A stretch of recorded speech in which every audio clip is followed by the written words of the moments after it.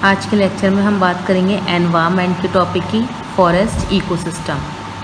अब जो forest ecosystem है ये टेरेस्ट्रियल सिस्टम कहलाता है, जिसमें लिविंग ऑर्गेनिज्म हमारे होते हैं, जैसे ट्रीज़ हैं, इंसेक्ट, ह्यूमन बींग्स, एनिमल, ये इंटरेक्ट करते हैं और ईजिली लिव करते हैं। तो जो टेरेस्ट्रियल सिस्टम होता है ये हमारा बायोटिक और एबायोटिक दोनों पर डिपेंड होता है, मीन्स लिविंग बींग्स पर भी डिपेंड होता है, लिविंग थिंग्स पर भी और नॉन लिविंग पर भी, उसे हम टेरेस्ट्रियल सिस्टम कहते हैं। अब जो टेरेस्ट्रियल सिस्टम है इसके बहुत सारे टाइप्स होते हैं। ये बेस्ड होता है टेम्परेचर पर, रेनफॉल पर, मीन्स एरिया हमारा टेम्परेचर कैसा एरिया है और जो रेनफॉल किस एरिया में कैसी हो रही है, उस अकॉर्डिंग हमारा फॉरेस्ट इकोसिस्टम डिवाइड होता है। इंडिया में अबाउट 21.7% टोटल लैंड का एरिया हमारा फॉरेस्ट ने ऑक्यूपाई कर रखा है। अब अगर हम बात करें मेजर फॉरेस्ट जो हमारे इंडिया में कहाँ पर मिलते हैं, ट्रॉपिकल रेन फॉरेस्ट में, tropical deciduous forest, temperate broad leaf forest, temperate needle leaf और कॉनिफेरस फॉरेस्ट। ये हमारे फॉरेस्ट है कि कहाँ पर कौन से फॉरेस्ट हमारे पाए जाते हैं। तो हमने बात कर ली फॉरेस्ट इकोसिस्टम किसे कहते हैं। अब हम बात करते हैं कि जो फॉरेस्ट इकोसिस्टम है हमारा, इसके अलग अलग कंपोनेंट्स हैं। हमने बात करी थी एबायोटिक कंपोनेंट्स भी होते हैं, बायोटिक कंपोनेंट्स होते हैं, हम वही बात करते हैं। तो एबायोटिक कंपोनेंट्स जो ऐसे कंपोनेंट्स होते हैं जो कि हमारे नॉन लिविंग होते हैं। इसमें क्या होता है एबायोटिक कंपोनेंट्स में कि जो हमारे फिज़िकल और केमिकल फीचर्स होते हैं वो हमारे डिपेंड होते हैं एबायोटिक कंपोनेंट्स पर। फिज़िकल फीचर्स हैं हमारे, जैसे मॉइस्चर कैसा है, टेम्परेचर, लाइट एक्सेट्रा। और नेक्स्ट अगर हम केमिकल फीचर्स की बात करें, इसमें हमारी गैसेज आ जाती हैं, मिनरल्स आ जाते हैं, ये हमारे केमिकल कंपोनेंट्स में आते हैं, जो कि हमारे फिज़िकल और केमिकल कंपोनेंट्स दोनों ही हमारे एबायोटिक कंपोनेंट्स हैं। तो फिज़िकल और केमिकल हमारे एबायोटिक में इंक्लूड होते हैं।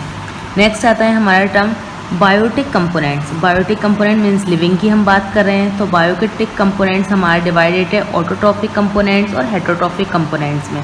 अब ऑटोट्रॉफिक कंपोनेंट्स हमारे प्रोड्यूसर होते हैं जो कि फूड है खुद बनाते हैं अपने फूड को, उसे हम ऑटोट्रॉफिक कंपोनेंट्स कहते हैं। अब ऑटोट्रॉफिक कंपोनेंट्स में क्या होता है, जो ग्रीन प्लांट्स होते हैं वो सोलर एनर्जी ले लेते हैं सन से, और फोटोसिंथेसिस की प्रोसेस होती है और उन्हें फूड मिल जाता है, उन्हें हम बोलते हैं ऑटोट्रॉफिक कंपोनेंट्स। अब नेक्स्ट है हमारा हेटरोट्रॉफिक कंपोनेंट्स। अब जो हेटरोट्रॉफिक कंपोनेंट्स होता है मीन्स हम कंज्यूमर की बात कर रहे हैं। अब जो हमारे कंज्यूमर्स होते हैं ये फूड खुद नहीं बना पाते हैं, बल्कि ये डिपेंड होते हैं प्रोड्यूसर्स पर फूड के लिए, उसे हम हेटरोट्रॉफिक कंपोनेंट्स कहते हैं। अब जो हमारे हेटरोट्रॉफिक कंपोनेंट्स ये डिवाइडेड हमारे 3 टाइप में, primary consumer, secondary consumer and tertiary consumer. अब जो प्राइमरी कंज्यूमर होता है मीन्स ये ऐसे ऑर्गेनिज्म होते हैं जो कि ग्रीन प्लांट्स होते हैं, उनसे अपना फूड को लेते हैं, उन्हें हम प्राइमरी कंज्यूमर बोलते हैं। इन्हें हर्बीवोर्स भी कहा जाता है, जैसे rabbit, cow, buffalo, goat, deer and etcetera. Next है सेकेंडरी कंज्यूमर। अब जो सेकेंडरी कंज्यूमर होते हैं या तो ये कार्निवोर होते हैं जो कि एनिमल्स पर डिपेंड होते हैं, या फिर ओमनीवोर होते हैं जो कि एनिमल्स और प्लांट्स दोनों पे फूड के लिए डिपेंड होते हैं। For example snake, lizard, birds, ये हमारे सेकेंडरी कंज्यूमर में आते हैं। नेक्स्ट है टर्शरी कंज्यूमर। अब जो टर्शरी कंज्यूमर होते हैं वो प्राइमरी कंज्यूमर और सेकेंडरी कंज्यूमर पर डिपेंड होते हैं फूड के लिए, उन्हें हम टर्शरी कंज्यूमर कहते हैं, जैसे lion, tiger, snake and etcetera.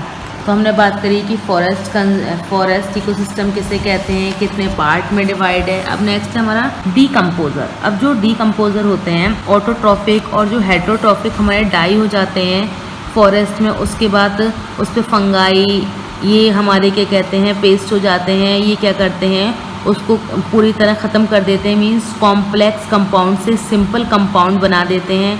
ये हमारे डीकम्पोजर करते हैं, उन्हें हम डीकम्पोजर कहते हैं। तो हमारा जो फॉरेस्ट इकोसिस्टम है ये कंप्लीट हो गया। नेक्स्ट लेक्चर में हम ग्रासलैंड इकोसिस्टम को डिस्कस करेंगे।